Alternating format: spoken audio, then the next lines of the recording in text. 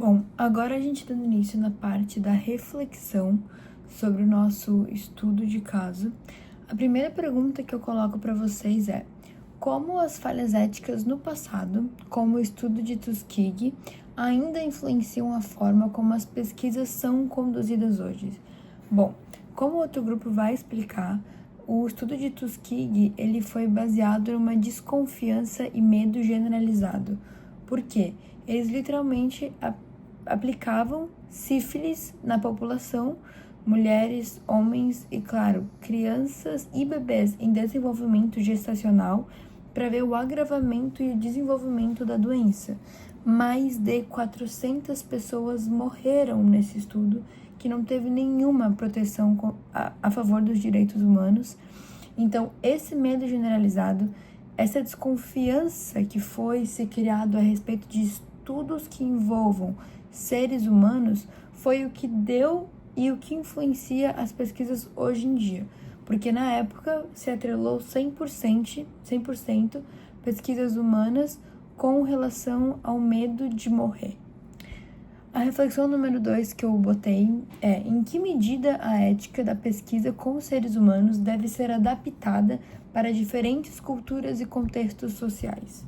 Bom, a gente sabe que ética por si só é lei, é o que é certo. E dentro da ética, a gente até vai desmembrar e destrinçar nos nossos trabalhos o conceito de autonomia, que é basicamente um dos pontos pilares entre todos os estudos que os grupos estão apresentando em humanidades agora.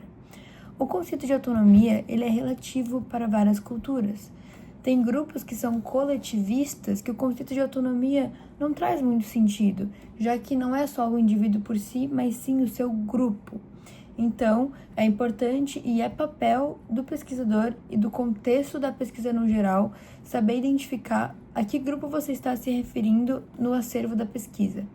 Se são populações que entendem o conceito de autonomia do próprio indivíduo ou se são populações coletivistas que não entendem esse conceito de autonomia como nós, e assim o estudo deve ser direcionado a esse novo conceito de autonomia em conjunto, em grupo, como por exemplo, muitas populações africanas vivem nesse conceito de autonomia, onde a autonomia, na verdade, é coletiva, mas é denominada, por exemplo, no rei. Lá eles têm rei em vários países africanos. Então, é uma figura que representa parte daquela coletividade que iria decidir a autonomia do grupo. A questão número 3 que eu trouxe pra gente refletir é bem interessante essa. Será que a regulamentação ética no campo da pesquisa científica pode inibir inovações científicas importantes? Ou seja, será que a moral e a ética vai inibir avanço da ciência?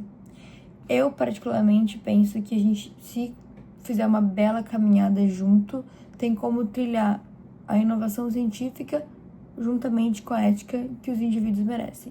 Claro que se a gente pegar a época da Segunda Guerra Mundial com a ascensão de Hitler, a gente não pode negar que a ciência evoluiu e cresceu grandiosamente, porém, a questão da ética humana, do que é a vida humana, de quanto vale uma vida, incontáveis mortes que aconteceram, a gente não, né? Eu digo a sociedade viveu um período sem ética na época de Hitler, porém com muito desenvolvimento científico. Na minha opinião, é possível ter os crescimentos juntos, mas claro que pela questão, e graças a Deus, hoje em dia a ética é uma coisa centralizada e que a gente dá importância, isso aumenta os custos. Porque se antes um paciente morria no estudo de sífilis, era só mais uma vida jogada fora. E hoje em dia, se algum paciente sofre qualquer dano, os custos de indenização são muito altos. Então, há muitas pesquisas sendo brecadas, por exemplo, principalmente com crianças, assim como a professora comentou na aula passada, que é muito difícil trazer pesquisas com crianças pela questão do custo. Porque se qualquer coisa der minimamente errado, o custo a ser desembolsado para a família dessa criança, por exemplo, é um custo muito alto e, em parte, sim, vai impedir um pouco a inovação científica. Porém, por isso que é tão importante ter regulamentação e é tão importante ter um conjunto de leis que vão conduzir a sociedade nesse tempo. Outra pergunta: como o contexto histórico da criação da comissão impacta as recomendações feitas pelo comitê. Então, a gente está falando de contexto histórico. O contexto histórico da comissão, que começou em 1974, foi um contexto de escândalo. Surgiu logo após o estudo de Tuskegee de sífilis. Então, era um contexto de escândalo da sociedade. As pessoas super desencorajadas, as pessoas contra a ciência, porque atrelaram a ciência a épocas nazistas, a épocas de falta de direito. Então, era a sociedade inteira achando que ciência era uma coisa ruim. Então, teve que ser construída uma nova imagem da ciência para que as pessoas voltem a acreditar nela de novo. E até hoje a gente vê pessoas, por exemplo, anti-vacinas, porque acreditam que, na verdade, por trás da gente tem todo um complexo que quer que a gente morra com 40 anos, por exemplo. E, na verdade, hoje em dia tudo é muito regulado. E para fazer alguma coisa que, de fato, cause mal ao ser humano e que esteja liberado tanto pelo FDA ou pela Anvisa, por exemplo, que é o nosso caso, tem que ser muito debaixo dos lençóis, o que é praticamente impossível. Então, esse contexto de escândalo e desconfiança que estava na época teve que ser desmembrado e foi difícil, e graças aos comitês e à comissão, que foi um grande avanço para dar continuidade à ciência. Na verdade, essa parte da proteção humana, que na outra reflexão eu citei como que poderia ser um empecilho da inovação ética, isso que abriu portas para a continuidade da inovação ética. Porque sem essa segurança humana, sem o ser humano sentir que ele está sendo amparado por alguma lei ou alguma proteção, jamais ele se doaria de estudo a alguma pesquisa. Por fim, até que ponto as normas estabelecidas pela Comissão para a proteção dos sujeitos humanos de pesquisa são suficientes para lidar com os dilemas éticos modernos, como os avanços em inteligência artificial e biotecnologia? Bom, esse estudo dessa comissão, desse comitê, ele tem sua aplicação no cenário atual, no contexto de inteligência artificial e de biomedicina. Porém, como a biomedicina e a inteligência artificial, eles crescem a cada dia, não existe um ponto, vocês entendem?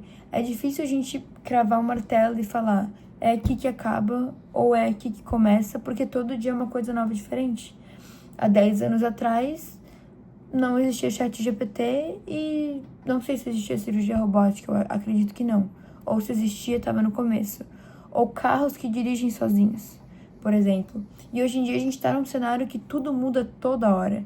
Então, a gente teria que ficar reconstruindo e construindo leis toda hora também, para seguir o conjunto do desenvolvimento humano na questão tecnológica.